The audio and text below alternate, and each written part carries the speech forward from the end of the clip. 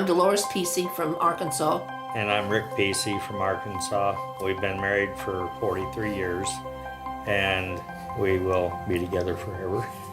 In 2000, I started feeling out of breath and stuff. I thought I was out of shape, because before that I was doing a lot of walking and stuff, going around town and climbing stairs and stuff, and was doing okay. And then it just got where I was so out of breath, I thought, well, maybe I had a blockage or something. And my doctor did just a routine checkup on me, a lung x-ray, and said I had an enlarged heart. So from that I went to see a cardiologist, and he would run echocardiograms every 6 months, and they gave me blood pressure medicine, and that's all he did. Well, he moved to a different hospital, and it was time for my appointment, and I always kept him. So I made it with another doctor, and he did a stress test. And the stress test, I flunked it royally. And the next, 2 days later, I was in the hospital and did a right heart cath and was diagnosed with pulmonary hypertension. It was hard, but her and I had been through so much. And so, I looked at her and said, well, we've gotten through everything before. We're going to get through this, maybe a little harder and stuff. And from that day on, we just, hey, it's life. We've got each other, and that's it. We're going to do it, and we're going to make it. In 2010, they did a bubble test on me at Vanderbilt. That's where I started going then in '08. And they did a bubble test and found out that I had what's called Eisenmenger syndrome. That's where you're born with a hole in the heart. And the hole, you can't close this hole because it acts as the pop-off. It relieves pressure in my heart. Well, my hole has gotten larger to where my blood flows through the shunt and doesn't go down into my lungs to get the oxygen. I'm on 8 liters now, and most of the time when I'm moving around, it's not nearly enough. So it makes this really hard. Like the last years, I've been going downhill.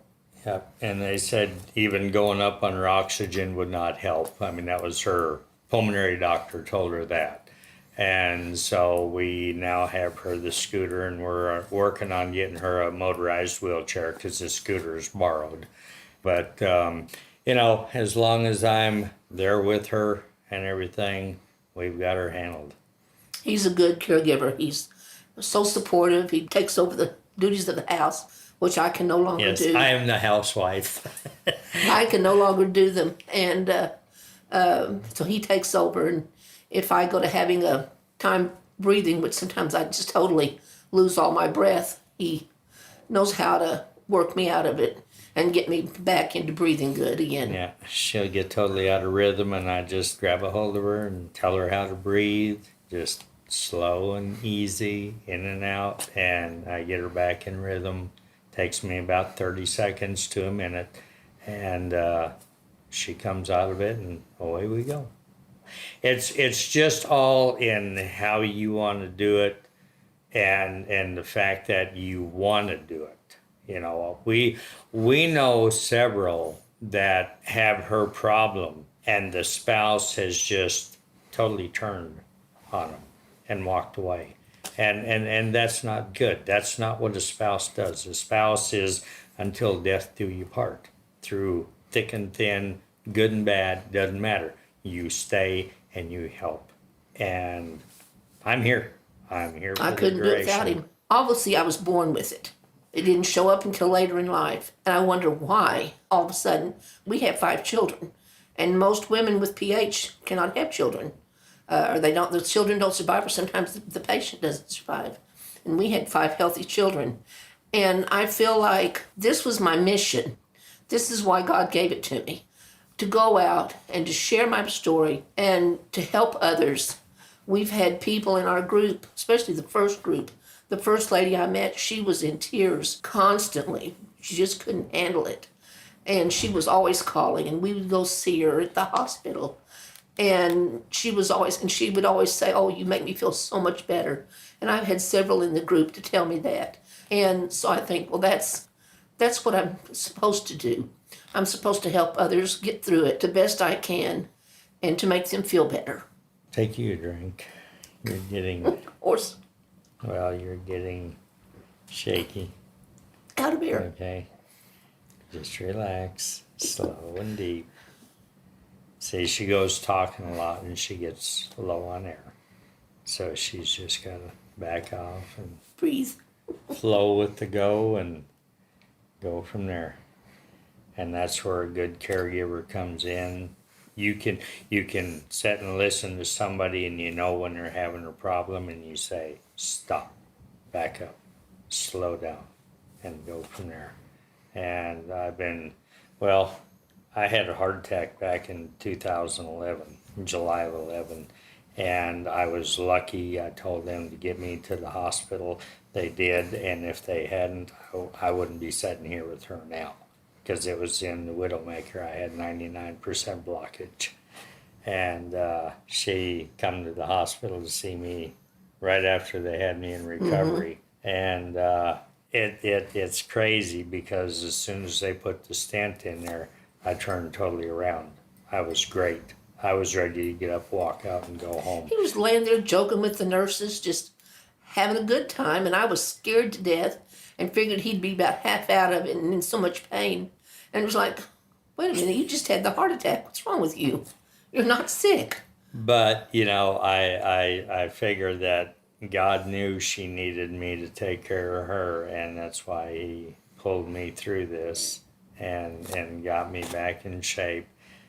Things are good. And to this day, cardiologists look at me and say, you shouldn't be in the shape you're in for what you went through, because my heart had damage through every layer and my heart is totally healed up. And they said that's very unusual for the heart to do that, but mine has. And so I credit that to God, because this lady here needs me and I'm here. Yeah. So we've been together 43 years and hope to have another 15, 20 at least, and go from there. No matter how it is, we'll take it to the end and be together forever. A lot of people that have PH, I can't travel because I've got oxygen, I've got this, she's been on oxygen since '04. We have put more miles on in the last 12 years than what we did in the 30-some years before that. Her and I travel all over the place. We don't let it stop us. I have a tank in the back of the van that I can fill that off of anytime I need. We keep it full all the time. Whenever we decide we're going to do, we get everything lined out well enough in advance, and she has enough medicine to carry her through and everything. And we go. We don't hold back. You make a couple of calls to double check everything, make sure it's all in the works. We have to drive, can't fly. Yeah, the doctor says I'm not supposed to go over 3,000 miles altitude. 3,000 foot 3,000 foot elevation. elevation. And so we just drive and just take our time at it. Don't know how much longer this one can hold up to it, because she's having a lot of problems. But A lot of breathing problems now. Yes, so we're just taking it one day at a time, but doing it to it. I'm Deloris, and I'm aware that I'm rare. And I'm Rick, and I'm aware that Deloris is rare and will always be rare.